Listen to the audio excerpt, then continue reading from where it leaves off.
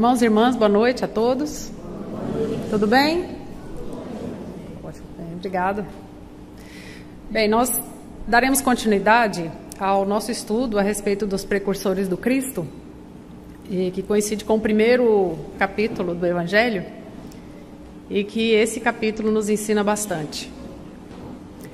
Mas antes de entrarmos no aprofundamento da questão, vamos pensar um pouco. O que é mais fácil para uma criança de 2 anos, para você instruir uma criança de 1 ano? Falar para ela não pegar aquele objeto, olhar para ela e falar, olha, não pegue naquele objeto porque ele é quente e ele pode queimar a sua mão, entendeu? Você opte, você pode pegar ou não. Ou nós mantemos aquele objeto afastado da criança ou colocamos algo que impeça a criança de tocar aquele objeto, ou proibimos mesmo, dizemos, não pode pegar, não chegue perto, vai fazer dodói.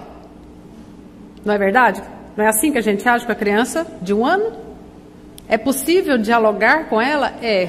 Mas será que ela terá nível suficiente para entender toda uma argumentação e dar a ela a opção de ir lá pegar ou não, sendo a criança curiosa como é? Difícil, não é? Com isso, nós já começamos a entender por que é que Moisés veio primeiro do que Jesus. Então vamos aprender um pouquinho sobre eles. Olha, Moisés, como todos os irmãos já sabem, já devem ter lido no Antigo Testamento, já devem ter visto alguma obra de Hollywood aí nos filmes Moisés, né, ou os 10 Mandamentos, ou Êxodo, que está por aí. Então os irmãos têm de forma bastante clara a imagem desse profeta, desse líder religioso, desse legislador, desse ser que passou por esse planeta e deixou a sua marca. E talvez antes dos 20, 30 anos nem tivesse essa noção desse papel. Então esse é Moisés. Vamos aprender um pouco e olha aí o nosso Messias, o nosso mestre amoroso, paciente, que nos ensina tanto, mas espera de nós um comportamento de uma criança de 1 ano ou já um jovem ou maduro? Mais maduro, né? Então vamos lá. Olha só. Para nós entendermos um pouquinho a respeito dos dois, vamos começar então estudando a respeito das origens, porque as origens tiveram um impacto importante na forma como eles recrutavam as pessoas que trabalhavam e que atuavam com eles, e a forma como eles se comportavam diante da missão que cada um tinha. Então, às vezes, nós pensamos que a primeira e segunda infância não tem tanto impacto sobre a vida da pessoa após os 50 anos. Acreditem, tem bastante impacto. Moisés tinha por pai Arão, mãe Joquebede, os irmãos já sabem, e viveu aproximadamente 1.500 anos antes de Cristo. Aproximadamente, porque alguns falam 1.060, outros 1.300, 1.600, então não serei muito rigorosa com essa questão de data. Disse em evangelhos apócrifos, tais como de Flávio Joséfo, que Moisés, antes de se casar com Zípora, se casou com uma princesa etíope, chamada Tarbis. E ele fez uma proposta a ela, né, enquanto um soldado do faraó, que ele poderia prender a todos e subjugar aquela terra, ou se ela se casasse com ele, que ficaria tudo bem, e ali seria apenas uma província, né, um local a mais a ser gerenciado pelo Egito. Claro que a princesa etíope aceitou, né, porque também, além do poder de Moisés, dizia-se logo nas escrituras que desde o nascimento Moisés era um bebê bonito e que era um homem muito bonito. E Jesus, os irmãos já sabem também, nasceu em Belém, da Judéia, daí se contou a história. Aproximadamente 4.000 anos desde o contar da era após Adão, tinha por pai José, um carpinteiro, e por mãe Maria. Tudo bem, vamos lá. 2 personalidades diferentes de origens diferentes. Tudo bem? Tá.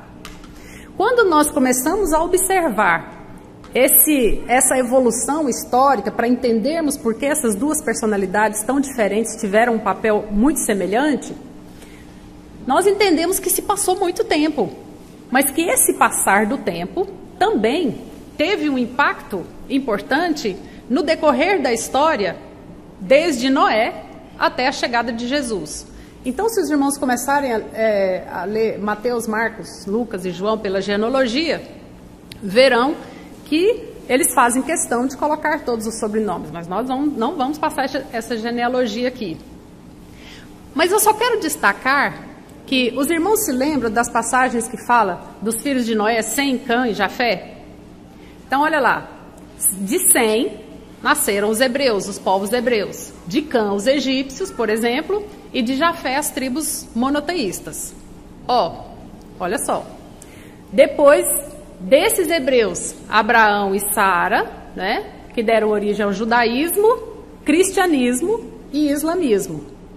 Olha só, e nós estamos aí no meio disso tudo. Depois, Isaac, que viveu em Canaã.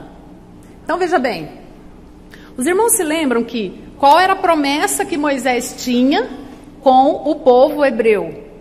Retornar a Canaã, que era a terra prometida. Prometida por quem? Por Deus, porque aquele povo, os seus descendentes já haviam vivido ali, naquela cidade em Canaã. Isaac, que teve o filho Jacó e o irmão de Jacó, que era Levi. Por isso que os irmãos podem ver em algum lugar a tribo levítica, né, os descendentes de Levi.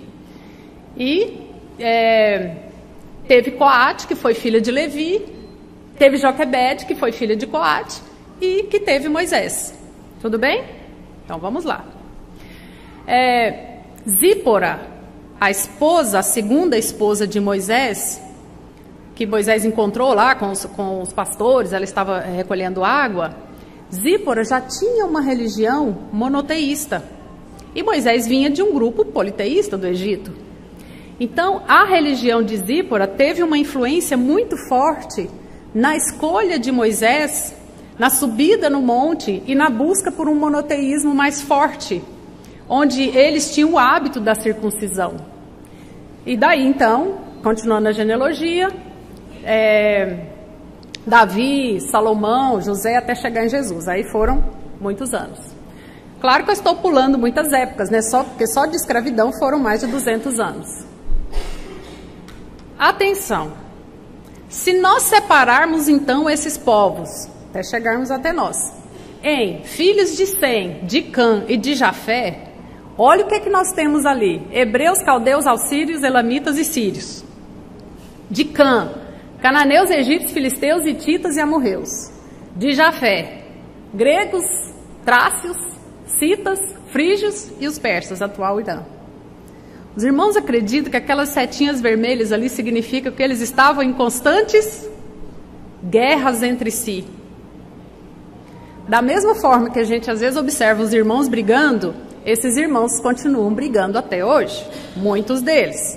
Então foram milênios de guerras, justamente porque um desenvolvia mais a emoção. Os filhos de Sem eram mais emocionais, os filhos de Cã mais intuitivos e os de Jafé racionais. Não saíram lá da Grécia Sócrates, Platão, Aristóteles? Não valorizavam a lógica? E olha que nós somos filhos de uma mistura de todos esses, né? Então vamos lá, não vamos nos ater muito a isso. Muito bem. Moisés, então, nasceu em Góben, no Egito, numa terra onde o povo, os irmãos de José, acabaram indo parar lá naquela região, justamente porque ela havia sido vendida. Os irmãos conhecem bem a história. E conhecem também a história da mãe que colocou o menino no cesto, e dali a irmã do faraó, alguns a filha, outros a irmã, recolheu essa criança e criou-a como filho.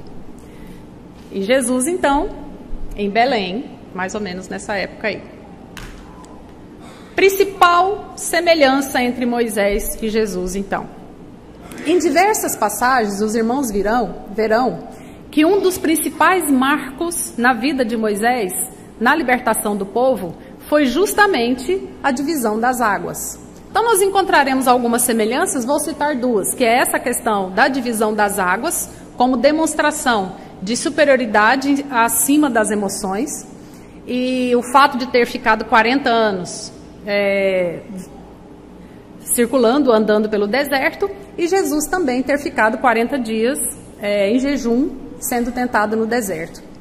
E o fato também de Jesus ter caminhado sobre as águas, demonstrando então um domínio acima das emoções. Lembra que eu falei os descendentes de Sem como os povos de domínio que buscam dominar a emoção? E a gente fica olhando assim, às vezes fazendo um panorama e tentando entender o que Deus quer com tudo isso, né? Claro, nós sabemos encontrar a perfeição. Então vamos lá. Os métodos que Moisés utilizava para disciplinar aquele povo. Claro, Moisés era um militar, então ele utilizava uma disciplina militar. Ele utilizava a autoridade utilizando as leis de Deus, né, os 10 mandamentos, e mais algumas centenas, mais de 600 leis que ele mesmo organizou e escreveu sob a autoridade divina. Então, naquela época, para alguém ter a autoridade sobre aquele povo, essa autoridade teria que vir diretamente da autoridade de Deus. Então, ele tinha uma linha para os povos, uma linha direta com Deus, da mesma forma que Jesus, que tinha uma linha direta com o Pai. Aliás, falava diretamente, né? Pai. Jesus também tinha uma autoridade moral sobre um povo, só que tinha um detalhe. Moisés não curava. Moisés não mandava perdoar os inimigos. Jesus sim, curava, mandava perdoar os inimigos várias vezes, quantas vezes fossem necessárias, né? E Jesus tinha uma característica. Enquanto Moisés dizia, vá e faça isso, é uma ordem, Jesus dizia, siga-me. Enquanto Moisés ordenava e existia pena de morte dentro do grupo, Jesus cativava, atraía, chamava para si. Tinha um discipulado, formava grupos, né? Os principais legados, olha, Moisés, claro, os 10 mandamentos. Basicamente, os 10 mandamentos são divididos em 3 grupos, que o primeiro grupo é o respeito do homem para com Deus. O segundo grupo, o respeito do homem para com o próximo. E o terceiro grupo, o respeito do homem para com os objetos, para com as coisas do próximo, né? Então, se nós relembrarmos aí os 10 mandamentos, os irmãos verão que os primeiros que falam, adorarás o Senhor teu Deus, só a Ele prestará culto, não adorarás imagens, não farás imagens semelhantes de nada que se pareça com a terra ou com o céu, separar o sábado para isso, tudo isso faz parte desse primeiro grupo. Quando ele fala, não dizer falso testemunho, não adulterar, não desejar a mulher do próximo, é o grupo do relacionamento com as outras pessoas. E não desejar as coisas do próximo, nem o asno do próximo. Interessante que ele fala, não desejar a mulher, nem o asno, né? Às vezes ele põe no mesmo grupo. Isso faz parte do grupo do relacionamento das pessoas com as coisas. Então era a base da lei mosaica. E que essa lei mosaica, então, deu origem à estrutura do cristianismo, do islamismo e do judaísmo. É evidente que nós compreendemos que se Moisés não fizesse daquela forma, como é que ele conseguiria a obediência de um povo que viveu mais de 200 anos sob escravidão e que só obedecia à base de chibatadas? Se nós raciocinarmos bem, nós perceberemos que se Jesus tivesse vindo no período logo após Moisés ter libertado o povo do Egito, ele não seria ouvido. Aliás, acho que ele não é muito bem ouvido até hoje, né? Mas enquanto as pessoas estão escravizadas e só agem e só tomam decisões a partir de ordens e que é mandado ou por medo de serem castigadas, as pessoas não sabem bem usar o livre-arbítrio. Por isso que Jesus veio posteriormente. E Jesus, evidentemente, seu maior legado é o Sermão da Montanha, mas não só o Sermão da Montanha. a sua própria postura, a sua forma de agir, de pensar, o sentimento que demonstrava, a luz que irradiava, os hábitos que tinha, os hábitos de oração, a lucidez que ele mantinha, a forma como ele se relacionava com os discípulos, claro que todos esses legados são deixados para nós. O destino. Aí veja bem, se nós pararmos para pensar um pouquinho, será que nós temos algum chamado hoje? Alguém aqui se sente um predestinado? Já pararam para pensar? Eu não, acho que eu não sou predestinada. Primeiro que está tudo muito bem, eu acho que o predestinado sofre algumas coisas muito terríveis. E eu acho que está tudo bem, né? E se for um chamado? Moisés não parecia ser um predestinado. Apesar de que há nos escritos a visão da sacerdotisa egípcia de que nasceria um líder vindo das águas, e por isso justamente o faraó mandou matar todas as crianças. Da mesma forma que aconteceu com Jesus, não é? Mandando matar todas as crianças. Porque dali nasceria um Messias que viria reinar. Outra semelhança. Mas Moisés recebeu um chamado e a princípio ele não quis obedecer. Mas ele não teve outra opção. Jesus já era um predestinado e diversas citações a respeito dele são citadas nos livros dos profetas anteriores a ele, como Isaías e Jeremias. Então, às vezes, nós temos um chamado, mas nós não ouvimos. E temos que esperar muitos anos, e Deus tem que esperar muitos anos, até que nós tenhamos maturidade suficiente para entender o chamado. Ah, acho que isso não é para mim, não. Ah, não, eu não vou lá para o Solar Colombino, então não vou participar dessas campanhas lá, não. Não vou fazer isso, não. Ah, eu tenho mais coisas do que fazer. Então, às vezes, nós temos chamados, mas não ouvimos. Mas se nós somos predestinados, não tem como escapulir. Não tem como fugir. Jesus até disse, né, no monte, Senhor, afasta de mim esse cálice. Mas estava predestinado. E os dois, evidentemente, passaram por situações difíceis de crises existenciais, como todo ser humano. Enquanto Moisés tinha um chamado para a libertação territorial de um povo, Jesus tinha uma predestinação para a libertação espiritual. Jesus, em momento algum, disse para o povo judeu, vamos sair daqui debaixo do jugo romano e vamos lá para outra região. Vamos além mar e ver se encontramos um outro continente. Em momento algum. A libertação que Jesus pregava era uma libertação íntima, interior, libertação dos vícios, das dificuldades, das limitações. Essa era a libertação dele. Princípios importantes. Moisés nos ensinou a confiar. Para ele, o povo, mesmo que cegamente, precisava confiar na palavra de Deus. E essa palavra era transmitida por meio de tábuas ou por meio das determinações que ele... Porque Moisés escrevia tudo aquilo que ele recebia. Então, essa obediência, essa confiança vinha da necessidade de se manter sob o direcionamento de Moisés através do deserto para encontrar a terra prometida. Então, eles tinham uma promessa. E eles confiavam nessa promessa. Na promessa de que voltariam para Canaã, a terra dos ancestrais, que jorrava leite e mel. E no meio disso aconteciam muitos fenômenos, como descer maná do céu, na falta de alimento, revoada de codornas. Então, em diversas situações, Moisés demonstrou domínio sobre a natureza, desde a separação das águas até o fornecimento de alimentos. Já Jesus, seus princípios envolviam basicamente, ama o teu próximo como a ti mesmo. Pregava o amor e o reino dos céus.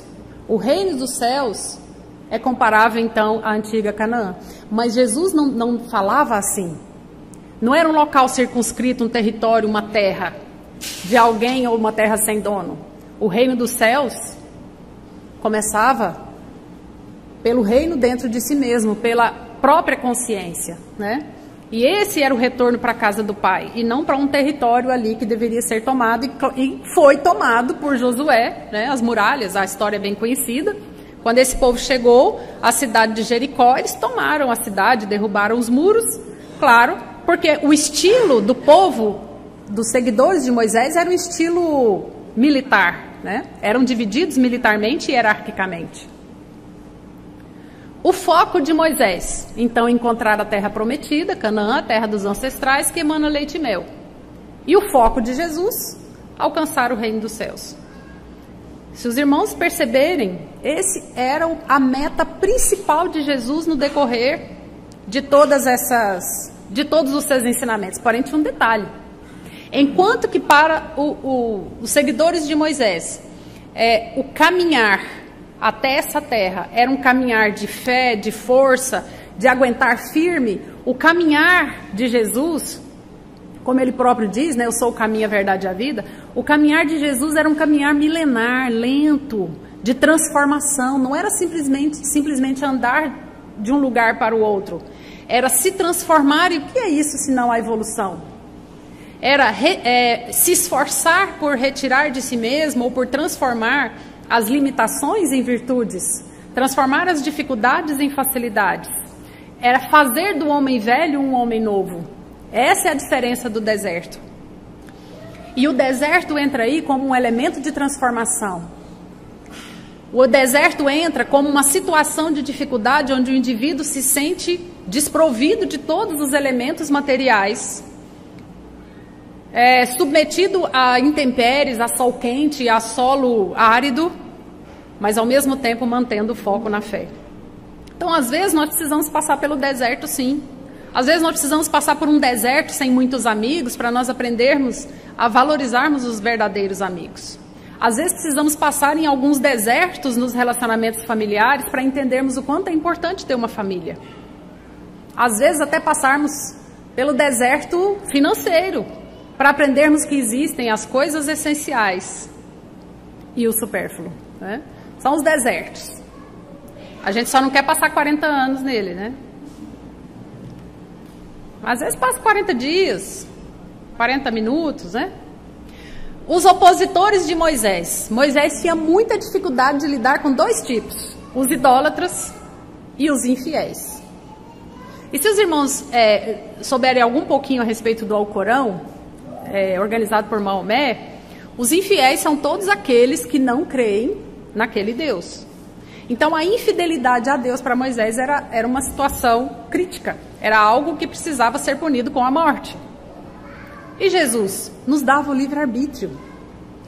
Não colocava um Deus vingativo e distante, colocava um Deus como pai, paizinho, aquele que nos socorre, aquele que nos auxilia, que nos orienta, que nos ama e não quer que nenhuma ovelha se perca. Para Jesus, o que mais o irritava eram os fariseus, os hipócritas, aqueles que sabiam, mas não praticavam.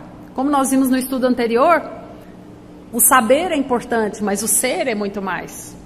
E os escribas, que eram os desorientadores, que deveriam usar o dom da escrita para orientar as pessoas, mas muitas vezes usavam uma pequena palavrinha da Torá para que aquilo servisse de subjugação das pessoas.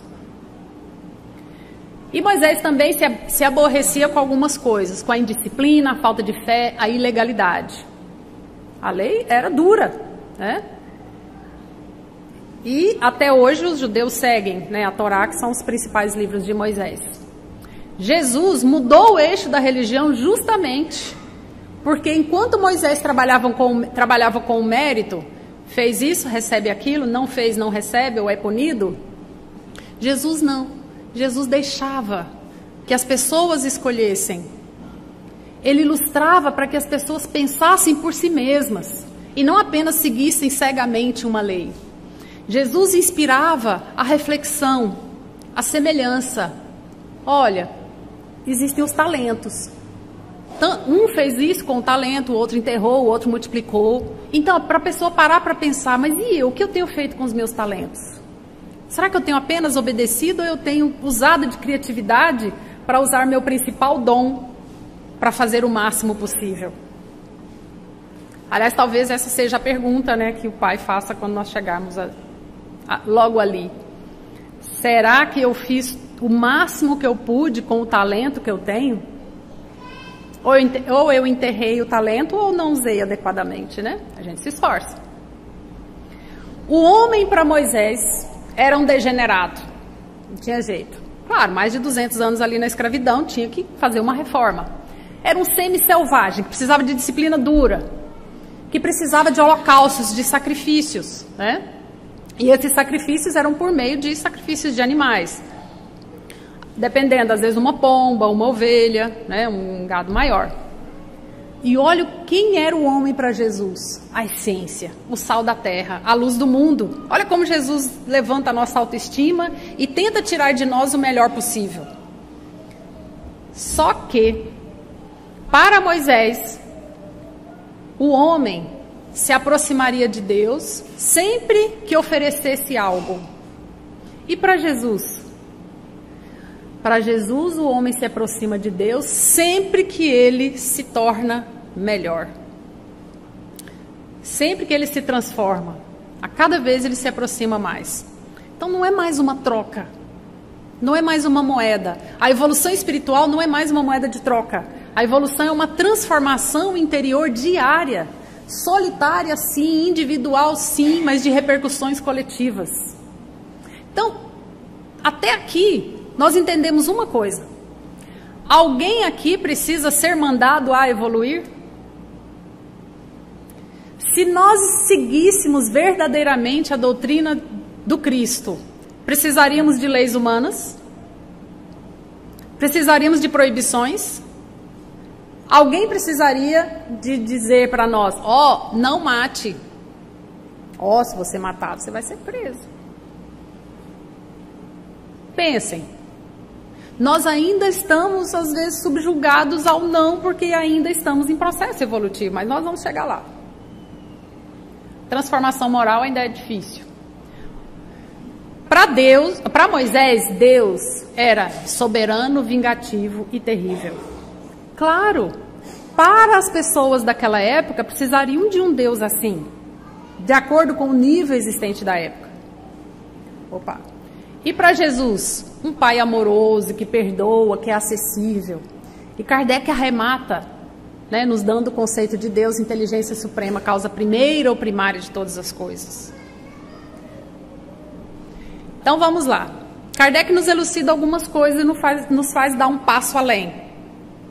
Enquanto Moisés é a primeira revelação que abriu o caminho, não só o caminho das águas, mas o caminho pelo deserto, mas o caminho para a transformação por meio da ordem, da disciplina, da coragem e da fé incondicional, apesar de cega, mas incondicional, Jesus é a segunda revelação, porque ele deu continuidade à obra, elevando-a a um nível necessário ao amadurecimento da população, da humanidade até aquela época, dos homens da terra até aquela época. E o Espiritismo, a terceira revelação que vem arrematar, vem nos ensinar que às vezes, dependendo do nível onde nós estivermos, né, da nossa grosseria espiritual, nós precisamos sim que alguém fale, que nos mande, fale, não faça isso, ou então faça aquilo. Porque nós às vezes não temos amadurecimento suficiente e precisamos dessas leis rigorosas, desse pare. Mas se nós estamos num nível um pouquinho mais alto, num nível de evolução espiritual, ou seja, desenvolvimento de inteligência, moral e bondade, nós já temos a capacidade de discernir entre o bem e o mal e escolher, nos aproximarmos mais do que é certo do que é errado. Bom, para Moisés o espírito era algo indomável. Assim como a sarça ardia, né, no monte, o espírito humano também era algo quase que explosivo, impossível de ser dominado, senão pela força física, senão por leis duras. Olha como Jesus é amoroso. são os filhos de Deus a quem ele se refere de diversas vezes, né? Só que ele deixou bem claro que existiam os puros, impuros, né? E Kardec, com os espíritos, vem nos dando todas as orientações necessárias de quem somos, de onde viemos e para onde vamos, né? E a moral? Mosaica apropriada ao adiantamento. Para Jesus, a moral sublime que ele pregava. Enquanto para Moisés existia, com todo respeito, Moisés, enquanto que para Moisés existia um povo escolhido, eleito, e era aquele povo, e eles só podiam casar-se entre si, porque era um povo predeterminado, e aquele povo seguiria junto até o final dos tempos, até o juízo final. Para Jesus é aberto, é a transformação de toda a terra, transformação do mundo, né? Aproximar os homens, torná-los irmãos, independente do credo, de qualquer diferença que haja, somos todos irmãos. É assim que a gente vê. E aí, quando no Evangelho segundo o Espiritismo a gente começa a entender que essa irmandade ela é muito maior do que nós imaginamos, e que é de hoje, é de ontem, será de amanhã e de diferentes mundos, aí nós temos uma ampliação do nosso entendimento e percebemos que aquela pessoa que está do nosso lado, mesmo não sabendo qual é o nome, a nacionalidade, não sabemos nada da pessoa que está do nosso lado. Mas uma coisa nós temos certeza, nós somos irmãos. E enquanto irmãos, filhos do mesmo Pai, eu não posso nem pensar mal, quanto mais falar mal e fazer mal, né? E isso acontece, só pode acontecer por meio da prática da caridade e da humildade. Humildade para reconhecer quem eu sou e caridade para manter a evolução coletiva, porque apesar da evolução ser algo individual, pessoal, ela não acontece se não for de forma coletiva. Ninguém sobe sozinho. Sobe, mas cai depois. Então, missão de Moisés, resgate físico e espiritual direcionado ao povo eleito. Jesus, transformação da terra, da lei, né? Em vez de ser a lei rigorosa, a lei do amor, né? E para Kardec? Kardec, o Espiritismo é a alavanca que Deus se serve para fazer avançar a humanidade. É um passo além, é um passo a mais. O próximo passo eu não sei. E também nós não devemos nos sentirmos povos privilegiados por termos acesso a esse conhecimento. Nós não somos absolutamente nada sem a caridade e a humildade, sem ajudar o outro a evoluir. Mas nós sabemos que cada um tem um nível diferenciado. As estratégias que Moisés utilizava, estou terminando. Disciplina pelas leis, regras claras. Faça isso, não faça aquilo. Aliás, na lei mosaica, tem mais não faça isso do que faça aquilo. 300 e tantas proibições, né? E 200 e poucas, acho que eu coloquei isso em algum lugar, ações positivas. Tem umas até engraçadas. Para Jesus, não. Ele usava uma estratégia pedagógica, educativa, instrutiva. Usava simbolismos da região, a parábola do semeador, falava da figueira, né? Falava das coisas da terra, dos animais que existiam, das plantas. Olhai os lírios do campo. Então ele tinha uma estratégia toda próxima de contextualização que fazia com que as pessoas entendessem claramente a sua missão, a sua tarefa, a sua estratégia, a sua palavra e tudo aquilo que ele precisava dizer. Então ele usava as parábolas, perguntas para fazer o povo pensar, como um caso clássico, né, da mulher que estava para ser apedrejada. E aí ele diz assim: quem estiver sem pecados, que atire a primeira pedra. Aí eles foram embora. E com a mulher também ele fez uma pergunta: mulher, quem te condena? Ninguém. Então eu também não te condeno. Então Jesus era desconcertante. Então, enquanto a lei mosaica prendia, Jesus libertava. E por meio das curas, né? Quantas curas Jesus fez? Então, o símbolo de Moisés que nós temos nas literaturas pesquisadas era de um pai severo, de pouco diálogo e de muita punição. Quem é pai aqui? Ok? Tem mãe que é pai também, né? Mãe e pai. Então, veja bem, você pai ou mãe, você está agindo como Moisés ou como Jesus? Porque para Moisés, olha, o pai era severo, fechadão, né? Espera, não tenho resposta agora, espera que vem do céu. Peraí só um minutinho, vou anotar, lavrar na pedra e depois vai cumprir, né? De pouco diálogo, errou, pune. Intercala ausência com violência? Ou é mais para Jesus, o irmão, né? O filho amado, perdão ao inimigo, manso, misericordioso, de entrega total. Difícil ser pai assim igual a Jesus, né? O filho tem que ser bem evoluído. Mas o pai tem que ser também. Acho que tem que misturar um pouquinho de cada, né? Dependendo da situação. Porque às vezes a gente dá vontade de ser Moisés, né? Mas aí é melhor ser Jesus. Perdoar 70 vezes 7, mas esse menino vai virar o quê? Um delinquente, né? Vamos lá, tô terminando. Sacrifício. Para Moisés, bastava o sangue de uma ovelha por seus pecados e a abstenção de maus hábitos. Moisés deixava claro até a questão da alimentação, né? Não misturar carne com leite, né? Não ter relações sexuais antes do casamento. Ele deixava isso lá, tá lá na Torá, vai ver.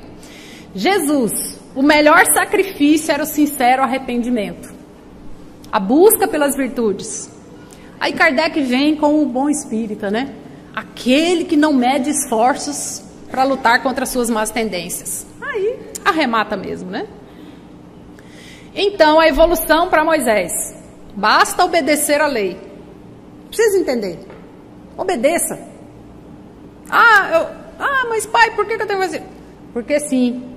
Mas porque eu estou mandando. É quando você agir assim, é porque você está sendo Moisés. Tem que ver que povo você tem, né? Aí, opa. E para Jesus? Refletir. Parar para pensar. Para tudo. Vamos pensar. Refletir. Por que eu estou agindo assim? Por que eu preciso ser assim? Por que eu não posso ser diferente? Em que momento da minha evolução espiritual eu me encontro? O que eu preciso melhorar? O que eu preciso parar de fazer? O que eu preciso continuar a fazer? Qual é o ponto da minha personalidade que eu preciso aperfeiçoar? Será que eu estou mais agradando do que desagradando?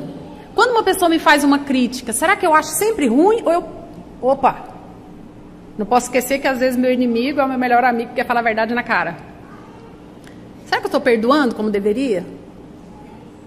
Ou será que eu estou apenas caminhando cegamente pelo deserto em busca da terra prometida e estou achando que eu vou por osmose? Pois acreditem. Caminharam 40 anos pelo deserto e deram com a cara no muro de Jericó, não foi? Foi fácil não, tiveram que tomar. E até hoje estão em busca de uma terra, não estão? Tá difícil para eles.